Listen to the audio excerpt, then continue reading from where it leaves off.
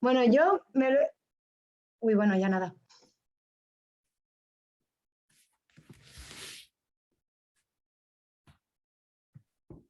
Hola, buenas tardes a todos y a todas. Aquellos que nos estáis viendo una tarde más, tanto a través de la plataforma Zoom como a través de la página de Facebook del Plan de Fomento de la Lectura. Gracias, estamos aquí gracias al apoyo de AUPEX y en colaboración con la Escuela de Letras, con la Asociación de Escritores y con otras instituciones como es la Editorial Regional. Siempre tenemos detrás a Luis Sáez y, como no, a Rebros.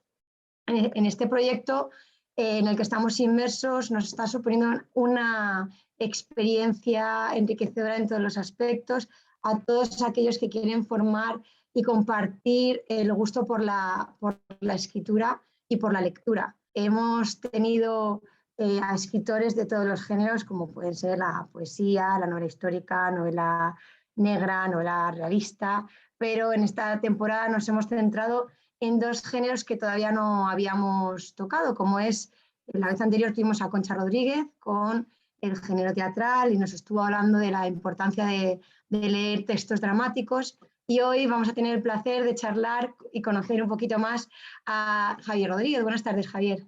Hola, buenas tardes, Virginia. ¿Qué tal? Muy bien, a ver, Javier es coordinador de la información literaria de Babelia, el suplemento cultural del país. Antes trabajó en el ABC, es licenciado en filología, autor de la crónica Un torpe en un terremoto, que ya hablaremos sobre eso.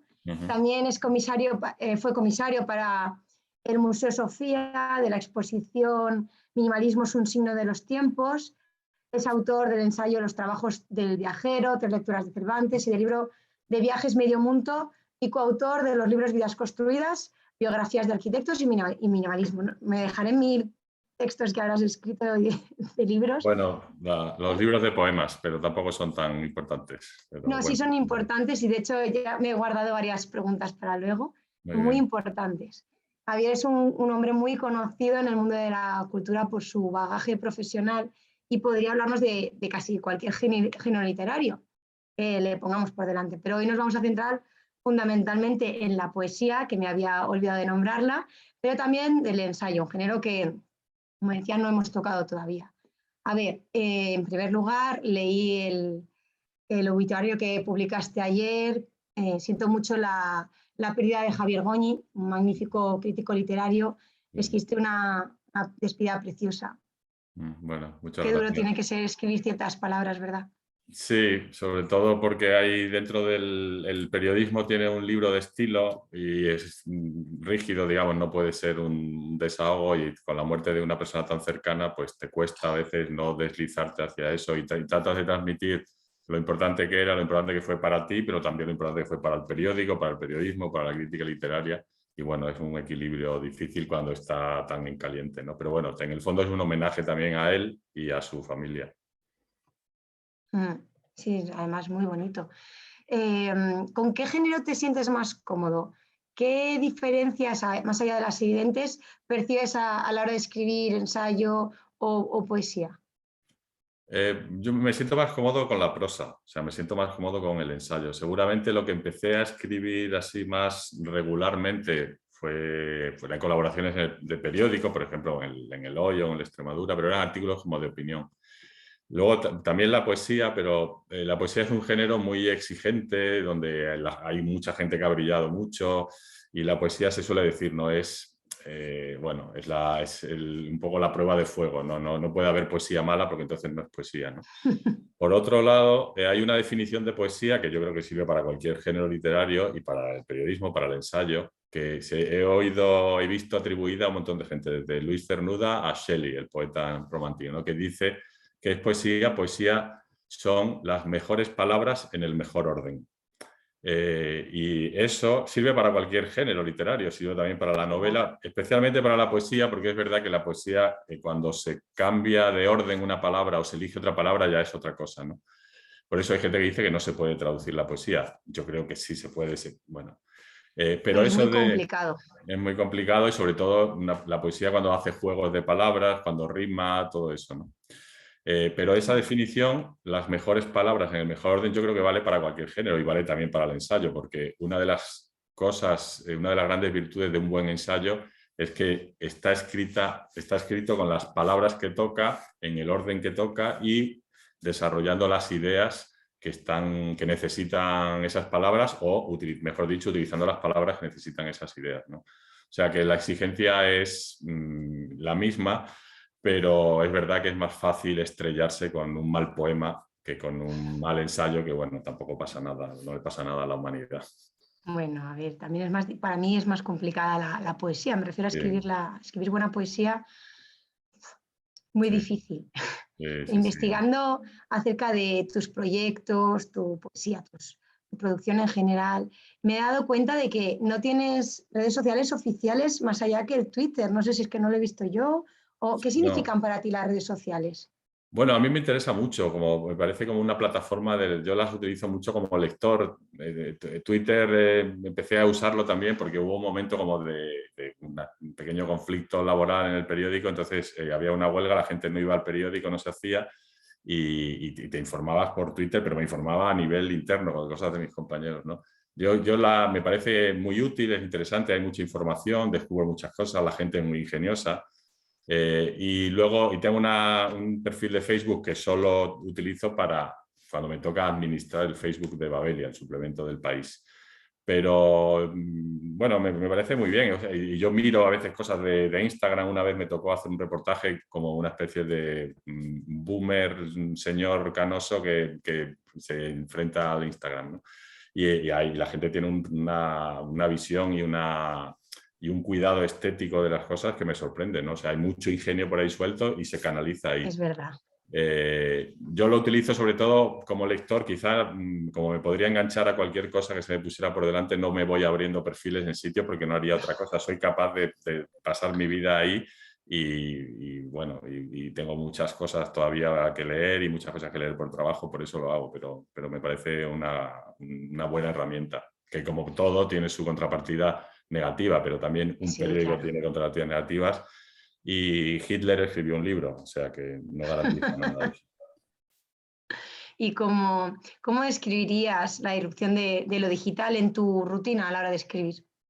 Bueno, facilita mucho la parte técnica porque, de hecho, yo más que en la escritura creo, por una limitación personal, en la corrección. O sea, yo soy un escritor, digamos, un periodista, incluso lento, que para periodista y lento es un pequeño oxímoron, pero digamos que necesito revisar las cosas, ¿no? Entonces, eso, las herramientas digitales, por una parte, te permite comprobar cosas rápidamente, te permite difundirlas rápidamente, te permite hacer que se publiquen enseguida, corregir, volver sobre eso, ¿no? Entonces, yo ahora me imagino, me resulta difícil imaginar cómo se hacían los periódicos con máquinas de escribir, ¿no? Y linotipistas en la imprenta. Y ahora se hace todo, es instantáneo. Hay algo que se gana mucho, que es esa rapidez, esa capacidad de corregir, esa capacidad de informarte a través de Google, por ejemplo.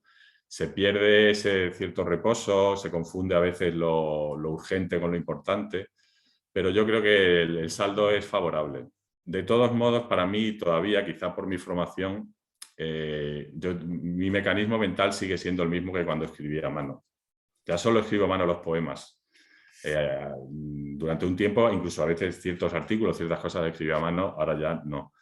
Pero o sea, mi mecanismo sigue siendo el mismo. Yo sigo pensando las cosas en la cabeza y bueno, me da lo mismo que vaya por la línea digital, por la impresa. Es un poco, ya me he quedado ahí. Bueno, y bueno, cambiando un poquito a ver, en un terremoto dices, el miedo no es que pase algo, sino es ser incapaz de enviar tu crónica, perdón, ser incapaz de enviar la crónica de tu propio accidente.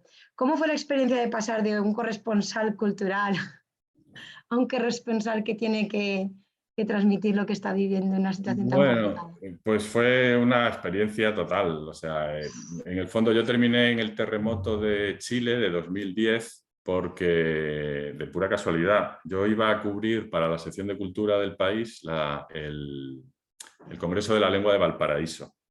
Hubo el día antes de que yo tomase el avión, se produjo ese terremoto, que fue el terremoto más largo de la historia en Chile, 2 minutos, en ¿no? general sí, y en un país que había tenido uno de los terremotos más graves de la historia en los años 60. Entonces, bueno, yo pensé ya, se suspendió el Congreso, pensé ya no se va, ya no hay nada, pero el jefe de la sección internacional me dijo, no, nadie puede ir porque está cerrado el aeropuerto de Santiago. Como tú tienes un billete por Buenos Aires, métete en el avión y se terminará abriendo mientras estás sobre el Atlántico. No pasó. Finalmente atravesé los Andes en autobús desde Mendoza y empecé a ponerme nervioso porque efectivamente eso que digo ahí, ¿no? Cuando tú estás en esa situación, pues mi familia estaba preocupada, ¿qué pasa? Claro. Había pillajes en ciertas ciudades, se mueve la tierra y se movía todavía, había muchas réplicas, es peligroso y a mí no me importaba eso, o sea, no estaba pensando me va a pasar algo, lo que pensaba era van a llegar las 6 de la tarde y no habré podido mandar la crónica porque no había internet, funcionaba mal, el ordenador iba y venía. Qué Entonces, digamos estrés. que es un estrés al que yo no estoy acostumbrado o no estaba acostumbrado, pero luego te das cuenta de que te sobrepones, ¿no? O sea, ahí al final cuadra todo, no sé qué, hay un punto de azar. Y luego esas crónicas se fueron publicando, otros muchos materiales que yo reuní no llegaron a publicarse en el periódico y el editor de Debate, Miguel Aguilar, me dijo, voy a hacer una colección de periodismo, ¿por qué no haces una crónica con esto y tal, ¿no? Entonces lo hice y es ese libro que tú habrás visto, que es Un torpe en un Sí, terremoto, sí, sí, sí. que tiene ese título que era el título que nosotros, él y yo, usábamos un poco en broma, porque yo pensaba ponerle un título un poco así poético, rumboso. Y me dijo, no, no, ese lo dejamos, ¿no? Y el libro tiene los capítulos impares, son las crónicas del terremoto, no las que se publican en el periódico, sino otras más elaboradas. Y las pares son un poco la peripecia de mi viaje, que fue un poco una torpeza sobre otra. Llegar y que estuviese cerrado el aeropuerto, pasar en autobús, alquilar un coche que era inadecuado completamente para una carretera como aquella, llegar y que el hotel estuviera cerrado, toque de queda militar en un país como Chile, con lo que eso supone. Bueno, entonces le dije, yo no quiero hacer un libro de experto, porque no lo soy, pero puedo contar todas estas torpezas a la vez de la vida de la gente, y eso fue. No, hombre, pero más que torpezas, yo lo que veo es que te ibas, ibas pasando las adversidades, las ibas, vamos, es que menuda situación, más que torpezas, lo que te encontraste fue con muchos problemas que no Sí, eran ajenos bueno, a ti. esto que se dice siempre, ¿no? Que las noticias de hoy envuelven el pescado de mañana, cuando los periódicos se imprimían y se vendían más de lo que se venden ahora, y cuando el pescado se envolvía en papel de periódico, pues claro que debe ser muy poco saludable. Pero es verdad, o sea, al final yo ahora trabajo en un suplemento que funciona semanalmente y digamos mi organización mental es semanal. En ese momento estás casi organizándote al momento, lo único que intentas es llegar a cierta hora, tener algo que contar. Entonces yo me dedicaba a caminar por Concepción, que era la ciudad más afectada, y de repente, me acuerdo, el primer día que llegué, pues me encontré con los militares tomando la ciudad y me crucé en una calle con la ministra de Vivienda de Chile. Madre mía. Pregunté quién es esta señora que va rodeada de gente. No, es la ministra. Entonces me puse, digo, soy un periodista español y tal. O sea, al final resuelves porque haces de la necesidad virtud, pero literalmente no. Y Bueno, bueno, y pues eso luego enhorabuena. lo escribes y va saliendo y bueno, al final es un recuerdo bonito, pero en ese momento es muy estresante. Por otro lado, yo era un privilegiado, o sea, yo tenía la capacidad de salir de allí en cualquier momento, tenía un salvoconducto para moverme cuando la gente tenía que estar en casa por el toque de queda. Pasé las penurias que pasaron ellos, pero yo me vine. Allí se quedó la gente sin agua, sin luz, Ya, con familia afectada y tal, ¿no? O sea, un periodista en el fondo, uno de estos capítulos del libro yo lo titulaba Turismo de Investigación, un poco bromeando con la idea del periodismo de investigación, sí. porque, bueno, no deja de, un periodista no deja de ser alguien que pasa por todo lo que pasa, la gente sobre la que informa, pero que tiene la posibilidad de salir, la posibilidad de irse, la posibilidad de que lo releven, la posibilidad de que alguien le atienda, ¿no? Cosa que un ciudadano chileno o ucraniano ahora, por ejemplo, pues no puede hacer, no tiene ese acceso, ¿no? Madre mía, pues es que sabían con quién, cuando te dijeron que te quedaran, que te quedaras, sabían que tú ibas a sobreponerte a cualquier adversidad que se te pusiera por delante y eso seguro que te sirvió de crecimiento profesional, personal, vamos, porque vaya experiencia es. Sí, bueno, Brutal, madre yo creo mía. que no sabía, si me hubieran conocido no me hubiesen mandado.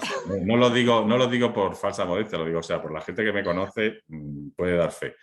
Pero, por ejemplo, una de las cosas que descubrí es la generosidad de la gente. O sea, estaba en un hotel, el periódico me había reservado un hotel, cuando llegué al hotel, el hotel amenazaba ruina y la persona que estaba en el hotel Madre me mía. dijo, es imposible, aquí no nos hacemos responsables de que nadie duerma, aquí estaba vacío. Pero tenían internet, entonces negocié, le dije, ¿por qué no me dejan dormir en el vestíbulo en un sofá? Me dijeron, no, porque tenemos un solo vigilante, si se cae el hotel no podemos responder de eso. Entonces negocié Claro, que me dejasen ir cada tarde a enviar la crónica, eso sí. Entonces me dijeron, vale, tendrás 1 hora todos los días para entrar en la oficina, mandar tu crónica y te buscas la vida. Terminé en casa de una familia numerosa de un señor que también estaba en el hotel buscando a alguien y me dijo, bueno, si no tienes sitio, vente con nosotros. Entonces era gente que compartía lo que tenía, ¿no? Esa es la gran experiencia, ¿no? Y qué es eso, bueno. en un momento tan drástico para ellos, me comía parte de su pan, lo pensaba, ¿no? Decía, y yo tenía dinero español, euros, pero no había nada Pero no que te comprar. servía, claro, O sea, no tenía, lo único que podía claro. hacer era, pues, intentar compensarlo, cómo hacerle, echar una mano, ayudar, pues eso, ¿no? Pero te sientes un Lo privilegiado que y a la hiciera vez falta. es una situación, sí, muy peculiar. Luego, buscando en las redes, en internet, pues entrevistas que has hecho tú, que te han hecho a ti, he encontrado pocas entrevistas que te hagan a ti.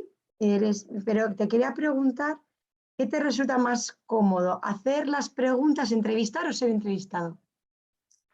Bueno, si me sé las respuestas, seré entrevistado, pero a veces no me las sé. Me gusta mucho hacer entrevistas.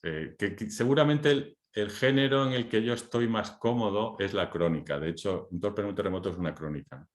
Porque en el fondo es como el periodismo, aunque yo no estudié periodismo, yo estudié filología en Cáceres. Mm, Una crónica es ir a un sitio, ver contar. y contar, ¿no? También conviene, como decía Kapuczynski, ese gran periodista polaco, conviene haberse estudiado un poco el terreno, ¿no? Él siempre decía algo que yo creo que sirve para cualquier cosa que se escriba, pero la poesía, el teatro, el cuento, la narrativa, ¿no? Él lo aplicaba al periodismo y decía, por cada página escrita, 100 leídas. Y me parece muy sabio. O sea, Sí, es posible que por cada poema que vayas a escribir te convenga haber leído 100. O por cada claro. novela. O sea, yo no creo en el adanismo de alguien. Hay gente que ha nacido con un don, sin duda, ¿no? Pero Hay que conviene trabajar prepararse un mucho. poco, ¿no? Entonces, la crónica, si te preparas, observas un poco sin creerte demasiado las cosas, produce mucho rédito literario, ¿no? Mm, Y ese es un género que es muy agradecido. La entrevista también, porque tiene algo muy curioso, y yo he hecho entrevistas muy profundas, y a veces incómodas, muy íntimas también, a gente a la que no conocía de nada y que ostras, con cierto reparo le podía preguntar, por ejemplo, porque a lo mejor preparándome esas entrevistas descubrí que de repente un escritor decía que su tercera novela era mala, que no tendría que haberla publicado y lo deslizó de una manera que no siguió, ¿no? Entonces hubo un momento que creando como un cierto clima, estuvimos hablando y al final le pregunté, ¿y realmente usted cree que su tercera novela es mala? Y se sorprendió porque dijo, ¿de dónde ha sacado esto? Pero sabía que lo había dicho, ¿no? Entonces yo pensé, o a veces le podía preguntar, ¿usted realmente quería a su padre? O sea, preguntas que yo no le haría a muchos amigos míos, se las puedes hacer a alguien que te da 2 horas en su casa, ¿no? Y se siente, como ha claro, pactado que va a contestar, también es cierto que hay que crear un cierto clima y tal, ¿no? Pero no claro. deja de sorprenderme todavía a día de hoy, ¿no? Que haya alguien yo me acuerdo, una entrevista, la penúltima novela de Mario Vargas Llosa, que se llama Cinco Esquinas, la última es Tiempos Recios, está muy bien, es un novelón. Cinco Esquinas es una novela un poco más floja, y más floja para lo que ha escrito Vargas Llosa, es una novela erótica. Entonces, recuerdo que la primera pregunta que le hice, yo lo conocía un poco, pero tampoco tanto, estaba en su casa, en la casa de Puerta de Hierro, en la que vive con Isabel Presley, y entonces le Ujú. dije, él ha escrito mucho sobre erotismo y yo le había hecho en tiempos una entrevista sobre él como lector de novela erótica. Y entonces le decía, bueno, la novela erótica tiene tiene un objetivo, que es la excitación, el deleite estético, pero eso es relativo, en el fondo no nos engañemos, es la excitación sexual, no nos engañemos, ¿no? Y yo le decía, leyendo ciertas cosas uno se excita como lector, pero uno también se excita al escribirlas. O sea, usted se excitó al Le escribirlas. preguntaste eso. Y entonces, claro, él dijo, bueno, es otro tipo de excitación y tal, pero claro, sí que hay un elemento de regodeo y tal. O sea, me contestó y era como, pero pensé, bueno, es una pregunta que me queda por hacerle, ¿no? Entonces estaba allí y pensé, o me dice, ahí tiene usted la puerta y pídale un taxi al vigilante, o me contesta. Y luego, claro, como él, también, claro, yo sabía lo que él había hecho sobre literatura erótica, todo lo que habíamos hablado en alguna otra ocasión, ¿no? Y no es que me conociera especialmente, o sea, no es que dijera, tiene una confianza conmigo para contestarme eso, ¿no? O sea, yo no le preguntaría eso a mi más íntimo amigo si se excita escribiendo los poemas que le diga a su mujer, ¿no? Sin embargo, una cuestión como profesional, no lo hacía también por curiosidad malsana, si quieres, sino un poco porque pensé, a No, que este venía hombre en que el contexto. le han hecho cientos de entrevistas, la pregunta que hay que hacerle en un libro como este es eso. O sea, los lectores ya sabemos, los lectores, las lectoras, si está mejor o peor, te excitas o no te excitas. Pero en el caso de un escritor, realmente me preguntaba, digo, ¿también Y le pasa Mario es eso? Vargas Llosa, no cualquiera. Claro, y bueno, pues eso, entonces esa es la parte. Y Qué es un bueno. género muy agradecido, ¿no? O sea, también yo he tenido la suerte de entrevistar gente que me interesaban como autores, como autoras, y recuerdo algunas entrevistas como grandes momentos de generosidad de la gente, de la preparación, bonito. Recuerdo una entrevista con Agota Christoph, una autora en francés, pero exiliada de Hungría, que vivía en Neuchâtel, en Suiza. El periódico me mandó a Suiza, bueno, yo la propuse, es la autora de Lucas y Klaus, El Gran Cuaderno, bueno, es un libro que ahora ha tenido una cierta difusión, pero en el momento en el que fuimos a hacerlo era una reedición que, bueno, tampoco tuvo mucho recorrido, pero esa es una mujer que es un mito en Japón, un mito en Alemania y un mito en Francia, ¿no? Y empezó a Bueno, publicarse aquí. Y entonces ella me vio entrar y me dijo, uy, pensaba que ya usted no vendría con la que está cayendo, porque había una tormenta de nieve brutal, ¿no? Y entonces le dije, hombre, ¿cómo no? Si habíamos quedado y tal, ¿no? Y luego, hablando en la conversación, me dijo, ¿y usted dónde vive? ¿Cómo vive y tal? Y pensaba que vivía en Ginebra. Digo, no, yo vivo en Madrid. Y me dice, ¿y usted ha venido desde Madrid para...? Y empezó a contarme unas barbaridades sobre su propia vida, porque había cruzado las montañas huyendo del régimen comunista de Hungría con su marido. Y hubo un momento en que me dijo, eh, su marido estaba perseguido y me dijo, después de todo lo que pasé, creo que era mejor que mi marido hubiera ido a la cárcel y no que la familia se fuera al exilio. Y yo le decía, ¿esto lo puedo publicar? Me dijo, por supuesto que lo puedes publicar. O sea, es verdad que qué se habían fuerte. separado y Sí, no sé sí, qué, sí. pero es una señora como así, ¿no? Y entonces le digo, pero usted no cree en el amor, no cree en lo, dice, ni en el amor ni en los sentimientos. O sea, era una cosa, a Toma la ya. vez era un encanto de persona. O sea, quédese, cene, haga, no se va a ir con la que está cayendo. Y a la vez era como intelectualmente corrosiva. Todo lo que decía, como sus libros, era así, ¿no? Y siempre luego murió Bueno, y me acordé mucho porque siendo ella como un mito en todos estos países, vivía en un piso como de estudiante, ¿no? Y así, fíjate, era un qué personaje, austera. ¿no? Sí, sí, sí. O sea que, ¿Y bueno, te has encontrado dificultades alguna vez al entrevistar a un escritor? en general Has no. hablado de la parte positiva y bonita, Sí, pero sí, sí, sí. No, no, en general no. Hay gente que, a ver, yo sé cuando una pregunta puede ser incómoda. O sea, pero por un lado me la preparo, no la coloco la primera pregunta, salvo esa de Vargas Llosa, porque era un poco caída por su peso. Pero digamos que también hay como un cierto clima y que la gente reconoce por una parte que no lo hace por morbo, sino porque toca dentro de ese libro del que sí, estás sí, hablando, contexto. que hay una cierta coherencia, que conoces su obra, que no apareces allí y le preguntas de qué va su novela, sino que ya sabes, la has leído y tal, ¿no? Y intentas colocar esa pregunta en el momento en el que ya ha habido como un cierto clima, digamos que vas creando una cierta gradación en la confianza, ¿no? La única experiencia así rara, también porque fue un malentendido, fue con George Steiner, este crítico que murió ya, el autor de Presencias Reales, porque me dijeron de la editorial Siruela, llámalo a su casa en Cambridge a tal hora, que ya te está esperando. Y entonces te va a conceder un tiempo y tal. Entonces llamé, cogió el teléfono, señor Steiner, sí, del país. Ah, muy bien, ¿qué tal, cual? ¿No? Entonces dije, bueno, pues es sobre un libro, los logócratas y tal. La primera pregunta que quería hacerle es tal y tal. Entonces me dice, ¿cómo la primera pregunta? ¿Pero qué entrevista es esta? Si usted quiere entrevistarme, se viene a mi casa y hacemos la entrevista. Entonces yo había pedido la entrevista presencial, me habían dicho la editorial, no, tendrá que ser por teléfono. Y en el momento él me dijo, no, yo no hago entrevistas por teléfono. Entonces fue todo un poco así, como violento, porque Sí, dice, desagradable, claro. ¿quién nos ha habido un teléfono roto? ¿No? Y ese ha sido, yo creo, que yo recuerde, también porque era un personaje al que yo quería entrevistar hace mucho tiempo, era Complicado admiraba, ¿no? también. Pero en general la gente es muy amable, ¿no? También yo trabajo para un medio como El País, que tiene mucha influencia y tal. Pero la gente en general, ya digo, si concede la entrevista sabe que va a tener que responder a ciertas cosas. ¿No? Entonces, bueno, en Bueno, general bueno. la gente es amable. A ver, se me ha olvidado, me he puesto aquí el otro ordenador para ver las preguntas, se me ha olvidado decir al comienzo de la entrevista que los lectores o las personas que quieran preguntarle a Javier lo que quieran pueden tanto por Facebook como en el chat del Zoom hacerle las preguntas que quieran o por WhatsApp, también tengo el WhatsApp aquí que también a veces me llegan preguntas. Vale. Y nada, yo iré haciéndole preguntas y luego si queréis pues les paso las vuestras, ¿vale? En alguna ocasión he leído que tu frase favorita, por así decirlo, es un refrán que sale en el Quijote, más vale un diente que un diamante. ¿Me puedes explicar esto? Sí, esta es una. De hecho, yo creo que en mi WhatsApp o en el Twitter o en algún sitio lo utilizo. Siempre que me dicen, tienes que poner una frase que resuma un lema, y siempre pongo esto. Es un refrán, o sea, ni siquiera hace Cervantes, es un refrán que dice Sancho Panza.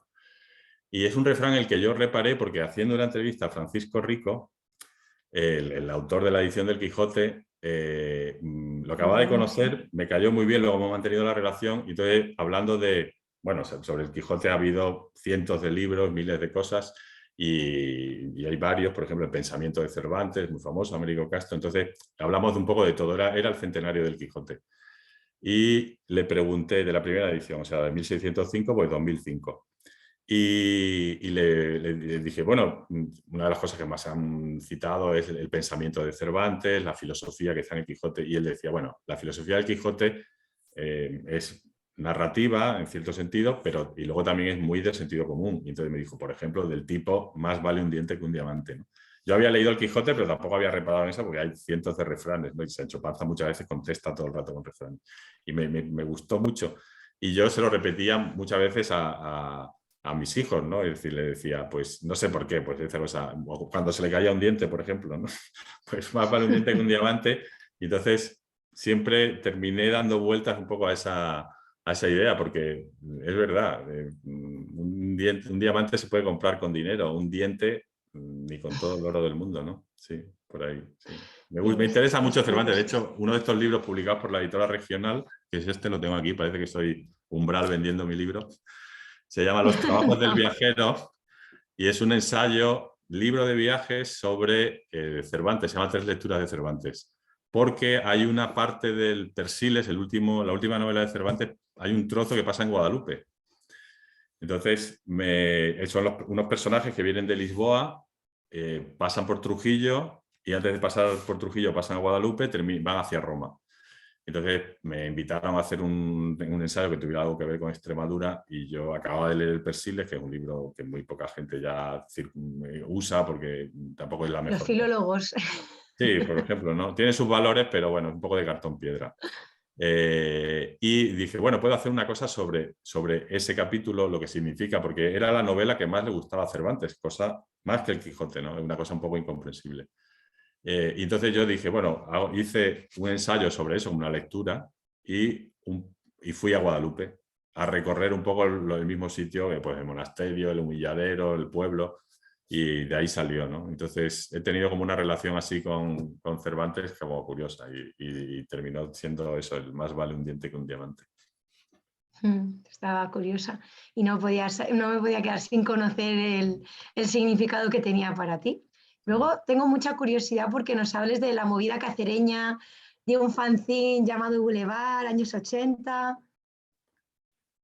Pues eso son como, ya claro, es un poco la prehistoria. En el fondo, ese fanzine, claro, salió en el 85, yo tenía 15 años, entonces lo montamos Antonio Sáez Delgado, que ahora es una eminencia de los estudios de literatura comparada, profesor de la Universidad de Évora, traductor de Saramago, traductor de Los Guantunes, poeta, el mismo ensayista, el director de la Cátedra de Estudios Ibéricos de la Universidad de Évora, es una eminencia total, ¿no? Pero claro, con 15 años Antonio era mi amigo, que lo sigue siendo, por suerte para mí, pero entonces éramos unos pipiolos a los que nos gustaba callejear un poco el fútbol, un poco la música y nos empezamos a hacer como moderniquis, ¿no?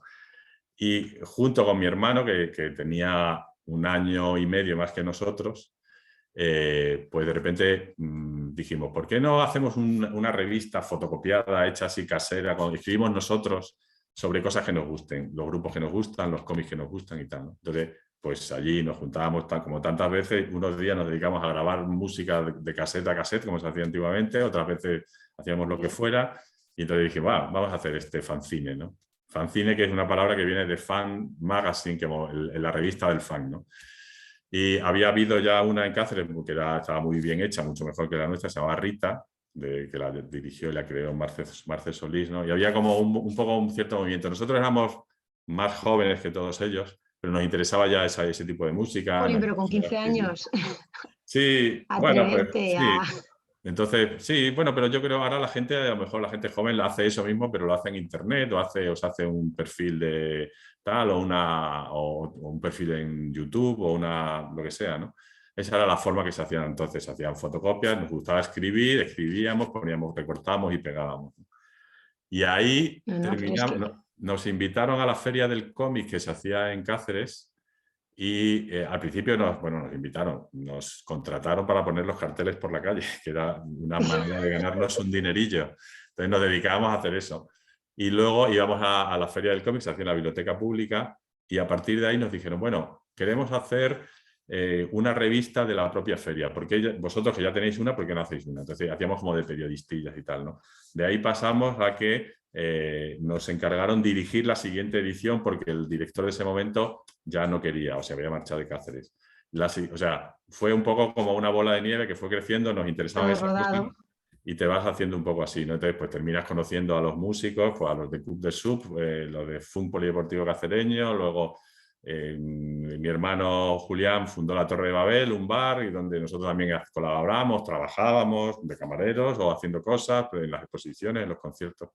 Y un poco fue ese mundo que han terminado llamando movida cacereña por imitación un poco de la movida de Madrid, la movida de Vigo. Sí. Pero claro, en ese momento pues te diviertes, te gusta y te tomas las cosas muy en serio y a la vez, bueno, lo que hace, te las tomas en serio para divertirte, ¿no? Y luego yo he visto que ha salido un libro con eso y te ves allí y pues es gracioso, ¿no? Pero bueno, es algo Pues ya entrañable, ¿no?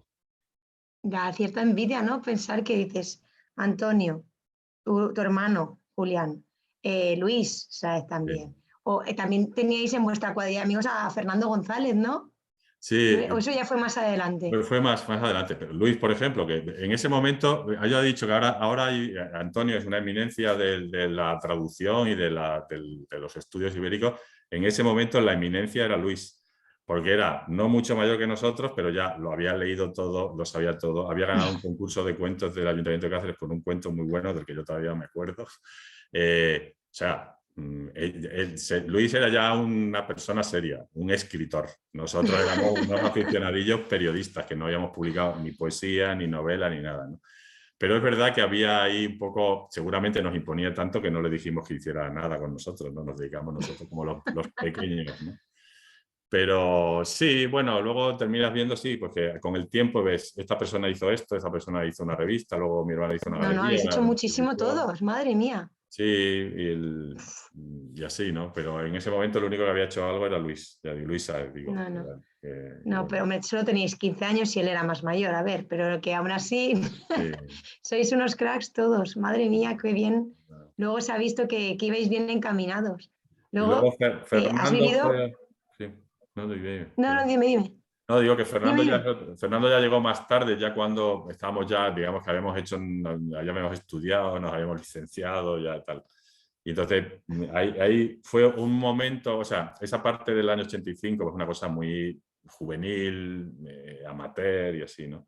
La fase ya con Fernando y Fernando dirigiendo la editora ya era una cuestión como profesional, ¿no? O sea, era porque él era una persona muy rigurosa con lo público, creía mucho en la enseñanza, en la educación, en el progreso cultural de Extremadura, ¿no? Mucho más que yo, 100 veces, ¿no? Y era una persona que se tomaba muy en serio las cosas y nosotros también, digamos, pero él transmitía esa seriedad y te hacía mejorar, ¿no? Pero eso ya fue posterior, ya fue en los años 90, o sea, ya teníamos 20 y tantos, sí. Ya. Otra cosa, has vivido en muchos sitios, en Francia, en Italia, en Barcelona, ahora en Madrid. ¿Cómo haces para mantener el vínculo con Extremadura, el vínculo familiar, de amigos? Ahora Mm. estabas contando, ¿no?, que estuviste en Guadalupe, o sea, es que no has, en ningún momento has dejado el vínculo para nada con toda Extremadura. ¿Cómo lo consigues? Bueno, no, tampoco está tan lejos. No, bueno, mis padres, ahora vive solo mi madre, mi padre murió, pero mi madre ha vivido siempre allí. De joven anduvo por ahí trabajando y tal, pero ya se instaló de vuelta en Extremadura y siempre se ha mantenido ahí. Mi hermano durante mucho tiempo vivía entre Cáceres y Madrid. O sea, yo no he dejado, he podido ir a lo mejor otras veces, muy pocas veces, pero mucho tiempo o al revés, mucho tiempo, pocas veces, ¿no? En vacaciones y tal. O sea, siempre he mantenido el vínculo, estaba atento a lo que se hacía allí, más o menos. He tenido allí mis amigos, o sea que siempre para mí, o sea, yo soy extremeño, ¿no? Luego a veces me acuerdo que siempre pensaba, me he ido como acercando, ¿no? O sea, empecé viviendo ahí, luego estuve en Roma, luego fui a Perpiñán, luego en Barcelona, luego Madrid y ya estoy a 300 kilómetros. No sé si terminaré en casa. Pero bueno, no, es una cosa, no tiene mayor trascendencia, o sea, es una cuestión de una vinculación familiar que se ha mantenido. O sea, si mis padres se hubiesen ido a vivir a otro sitio, pues hubiese ido a otro sitio, ¿no? Pero bueno, y siempre me ha interesado también un poco pensar cómo es Extremadura, cómo es la cultura en Extremadura, cómo es la vida, o sea, igual que te interesa por el medio en el que te has criado, que vives y que te importa, ¿no? O sea, que yo estoy atento a lo que se hace allí y a lo que se piensa y a lo que se dice. Y ahora voy mucho, ahora voy en los últimos años mucho. ¿Y cómo has visto evolucionar Extremadura desde fuera? Bueno, no tan desde fuera, porque yo me fui así, como ya no volví a vivir fijo allí con 25 años. O sea, ya era ya había estudiado, había tenido una beca en Francia y luego volví, y luego ya me fui a Roma y ya no he vuelto a vivir, digamos, un año entero seguido, ¿no? Bueno, por una parte, yo también vi un poco como el nacimiento de Extremadura casi como ente, ¿no? Porque pues yo creo que tenía 17 años o así, o menos, cuando empieza la autonomía y tal, entonces ha habido ahí como una especie de nacimiento de una nación, por decirlo así, de la nación por citar la película, ¿no? Pero, o de una región, algo que no tenía como mucha entidad y se va dotando de símbolos identitarios y tal. Yo soy muy crítico con la cosa de la identidad, porque las identidades nunca llevan a ningún sitio bueno. Pero obviamente yo creo que ahora, o sea, toda la familia de mi madre, salvo mi madre, tuvo que emigrar. Ahora yo creo que seguramente hay condiciones para que el que quiera, pues mejor, peor, pueda trabajar. O sea, yo me marché no por unas condiciones materiales ni nada, sencillamente porque me surgieron oportunidades en otros sitios. Seguramente si hubiese querido, Claro, por trabajo. hubiese podido Pues, quedarme allí, que eso yo creo que es lo básico, ¿no? O sea, lo básico es que haya unas condiciones para que la gente no tenga que emigrar por necesidad. Y yo creo que esas condiciones se dan. Y no se daban cuando la generación de mis padres se daban de una manera precaria y para muy poca gente, ¿no? Entonces yo creo que eso es maravilloso. Luego, obviamente, pues hay cosas que son muy mejorables, pero en eso yo creo que ese es el gran objetivo, que el que quiera irse, que se vaya, yo me fui, pero el que quiera quedarse o la que quiera quedarse puede hacerlo. Y eso yo creo que está garantizado. Es muy básico, pero es lo más importante, ¿no? sí, al final. Mm. Y para los que solo conocen tu faceta periodística, ¿cómo es tu poesía? Pues mi poesía es una poesía clara, yo creo que, o sea, siempre digo que hay a mí me da mucho, en todo, pero en la poesía también, ¿no? O sea, yo no creo en las palabras poéticas, por ejemplo. No creo que haya que la palabra melodía sea más poética que ruido, ¿no? Todo depende de cómo se combinen, ¿no? Eso que decía al principio, de las mejores palabras en el mejor orden. Sí. Hay veces que una palabra a priori poética, no todas estas que relacionamos con el romanticismo, la primavera y tal, pueden ser muy venenosas y destruir un poema, por mucho que pensemos que es muy lírica. Entonces, yo por una parte no creo en las palabras poéticas, creo que hay que reactivar todas las palabras, incluso las más agotadas, ¿no? Incluso las rimas, como decía Humberto Saba, hay que las palabras trilladas, las que hacen rimar flor y amor, pues ese es el reto, que hacer que eso se aguante, ¿no? Entonces, a mí me da mucho pudor escribir, o sea, utilizar por escrito palabras que no utilizaría hablando. Hay gente que considera que la literatura, y yo lo valoro como lector, debe ser otra cosa, que es otro registro. Para mí lo fundamental de la buena literatura es casi una buena conversación, ¿no? O sea, esa naturalidad, esa cercanía, esa claridad, rigor y claridad, pero sin dejar de lado la claridad, ¿no? Entonces, eso hace que a veces los poemas puedan parecer como poco poéticos o secos, a veces son como narrativos, ¿no? Pero son los que yo me siento cómodo escribiendo, ¿no? Esa es un poco, es una limitación, porque yo valoro mucho la pirotecnia verbal, pero no me sale. Podría imitarla, pero sería una imitación y ya bastante tengo. No te nace. Al final Claro, lo importante es que te nazca a ti. exacto. Y leí en algún momento, leí que decías que la poesía te aparta de tus certezas y el periodismo de tus engaños. ¿Me puedes Claro, explicar esto? sí, el periodismo es, en el fondo el periodismo es pues, conocimiento, ¿no? Pues como la lectura de la historia, ¿no? Aquello que tiene información, en el fondo lo que te enseña es que muchas versiones de la historia, muchas versiones de la actualidad que tú estás dando por buenas son errores, son engaños, ¿no? Entonces, por eso la información es muy importante, o sea, la información y la formación y el conocimiento. O sea, yo siempre, cuando hablo del periodismo, muchas veces lo equiparo a la traducción, ¿no? Entonces digo, cuando uno no sabe una lengua, tiene que recurrir y fiarse de alguien que la sepa. Es decir, bueno, todo el mundo se maneja un poco en inglés, un poco en francés, un poco tal, vale, pero ¿qué hacemos con el chino? ¿Qué hacemos con el ruso? Ahora lo estamos viendo, por ejemplo, ¿no? Con el árabe, o sea, entonces necesitamos esos mediadores, confiar en esos mediadores, que son los traductores o son los periodistas. Entonces siempre digo, si nosotros no cubrimos esa información, alguien la va a cubrir por nosotros. Entonces esa persona, o eso puede haber unos intereses que no sean los nuestros, ¿no? Entonces, cuando un periódico o un medio no tiene capacidad económica o la que sea para mandar a alguien a Moscú, a Kiev o a Kabul, van a ser los gobiernos de esos sitios los que van a dar la información, y la información que da un gobierno es propaganda, ¿no? Bueno, entonces, digamos que por eso el periodismo tiene un valor importante y por eso hay que pagar por él, porque no es, la gente cree, por ejemplo, en un periódico como en el que yo trabajo, El País, que lo caro es pagarle a Vargas Llosa por hablar de él, ¿no? Porque escribe unos artículos. No, lo caro es tener a una persona, una corresponsal, María Osauquillo, todo el año viviendo en Moscú, todos los días del año, y dos personas en Londres y una persona en Pekín. Eso es lo caro. Lo caro es la información, la opinión no. Todo el mundo tiene una opinión, es verdad que más o menos fundamentada, pero lo caro es la información. Y eso lo notamos cuando de repente a veces decimos, ¿qué está pasando en Yemen? No sabemos lo que está pasando en Yemen. Y hay una guerra en Yemen. ¿Por qué? Pues porque de repente no interesa tanto, no tenemos medios para ir a Yemen. Entonces, eso por un lado es la cuestión de los engaños, ¿no? Que hay el engaño, digamos que lo contrario de la información no es la mentira, sino la propaganda, ¿no? La mentira también, pero esa. Entonces, contra la propaganda, pues por eso se dice que el periodismo es el cuarto poder, ¿no? Y la poesía es otra cosa. La poesía tú tienes como unas certezas que te vas creando, como todo ser humano, y de repente la poesía es como una especie de lentitud extrema, reflexión sobre las palabras, sobre lo que piensa. Y si quieres ser honesto al escribir poesía, terminas casi escribiendo un poco como contra ti mismo, ¿no? Y por eso, de ahí esa idea que te saca un poco de tus certezas, te hace un poco frágil. Uno de los títulos de un libro mío se llama Frágil, y es esa idea, ¿no?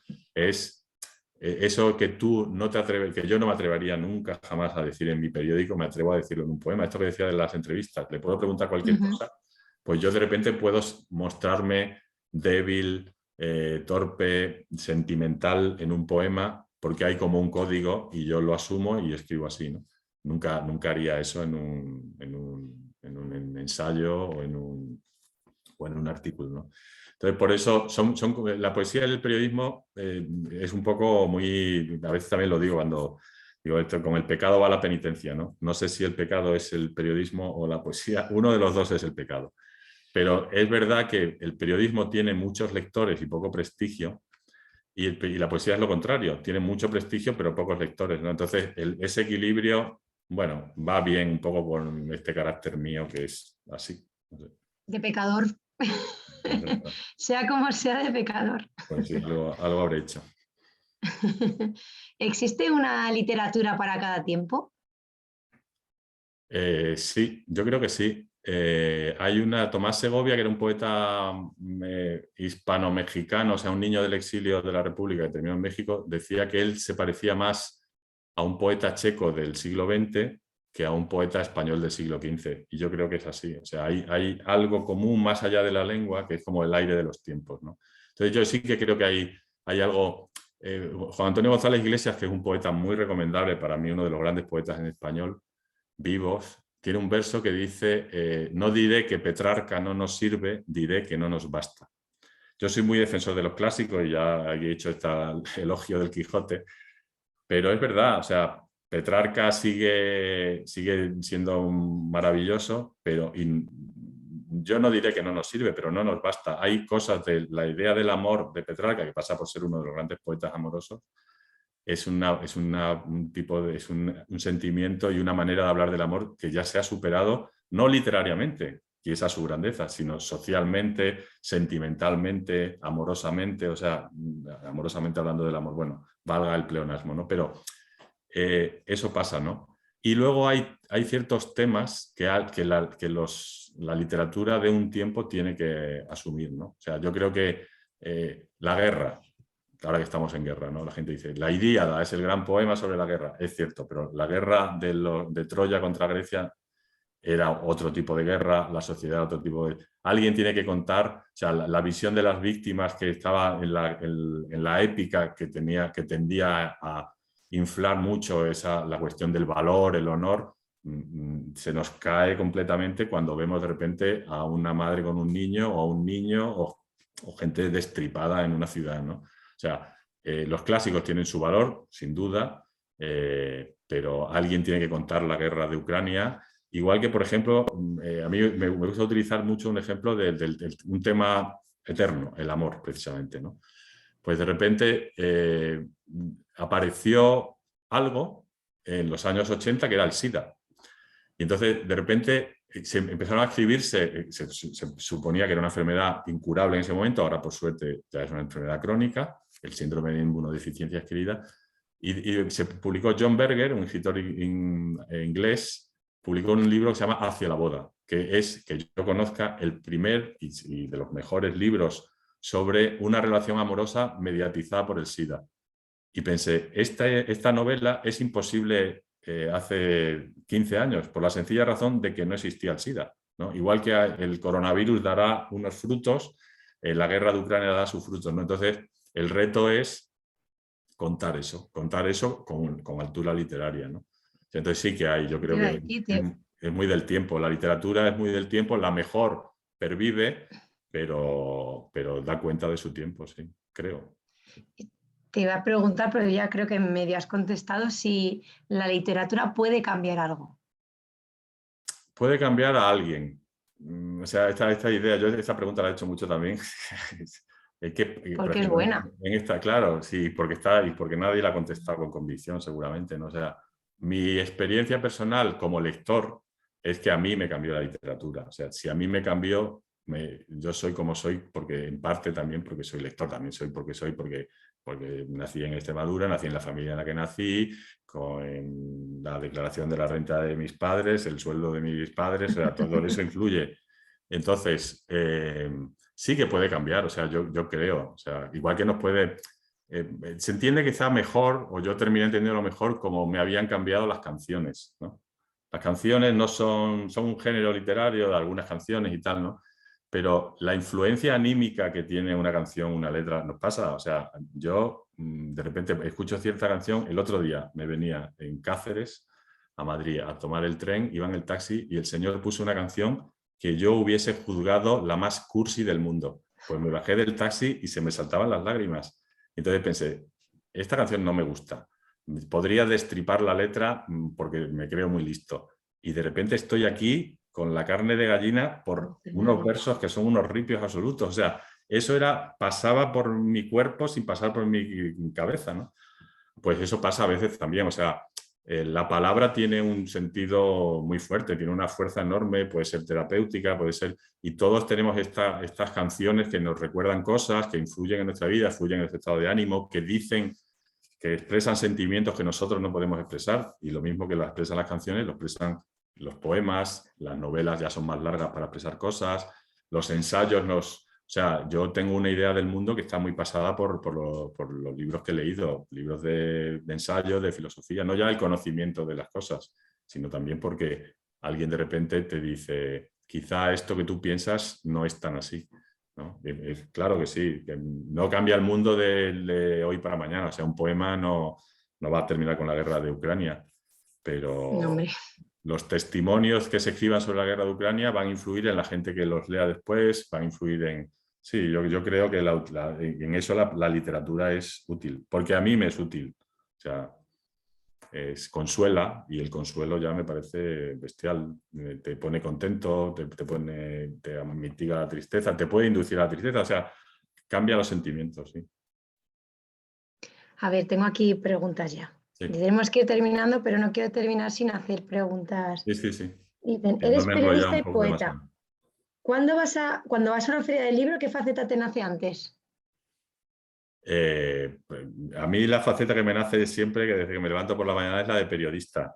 Que yo no estudié periodismo, pero es la que Pero al final es es más tu día a cómoda. día. O sea, es la más cómoda. No tienes que dar muchas explicaciones y tal, ¿no? Sí, solo he ido una vez a firmar libros a la Feria del Libro y me lo pasé bien, y me tocó con Benjamín Prado, pero estaba como incómodo, ¿no? Era como... Pero bueno, sí, no, yo me levanto y me acuesto periodista. Sí, es que... ¿Quiénes son tus escritores favoritos? Pues mis escritores Complicado. favoritos, mi escritor favorito, mi libro favorito es El primer hombre, de Albert Camus. Y es un libro que me hubiera gustado escribir y siempre digo, y es posible que algún día lo escriba, porque realmente es una Eso es. historia alucinante, muy autobiográfica. La familia de la que habla es una familia que se puede identificar cualquier persona como yo, nacida en un sitio, en un pueblo de Extremadura. O sea, es un libro precioso sobre la familia, duro a la vez, pero como poeta, Wisława Szymborska, esta poeta polaca que es muy irónica, me encanta, la releo continuamente, Luis Cernuda, Natalia Ginzburg, la propia Agota Christoph, digamos que, y gente viva, por no citar solo muertos, pues yo leo, por ejemplo, mucho a Juan Antonio González Iglesias, este poeta de Salamanca que está en activo. Y que me parece que gente y libros concretos, más que de autores, pues yo qué sé, pues libros que me han deslumbrado, pues el nervio óptico de María Gainza, una autora argentina de mi edad. La dimensión desconocida de Nona Fernández, que es una autora chilena que habla sobre el Chile de Pinochet. O Cambiar de Que idea la de Aisha de la... entrevistaste. Sí, la entrevisté. Y luego, por ejemplo, uno de los libros que me ha deslumbrado en los últimos años es de una autora de Bilbao, se llama Aisha de la Cruz, y el libro se llama Cambiar de idea, que es un poco cómo se hizo feminista, por decirlo así, ¿no? Pero me Ah, parece un libro enorme, maravilloso. Y de los más recientes, los que más me ha gustado ha sido uno de Lucía Ligmaer, se llama Cauterio, que es entre triste y divertido, lo acaba de publicar Anagrama hace 2 semanas. Y obra maestra de Juan Tallón, por ejemplo, también. O sea, yo estoy muy agradecido a los libros que me gustan y a la gente que los ha escrito. Sí. muy bien. Bueno, Javier, hemos pasado un rato muy, bueno, estupendo, se nos ha quedado corto. Quería darte las gracias porque nos has hecho desconectar. Ha sido interesantísimo. Es que yo creo que nos hemos quedado como todos con ganas de más.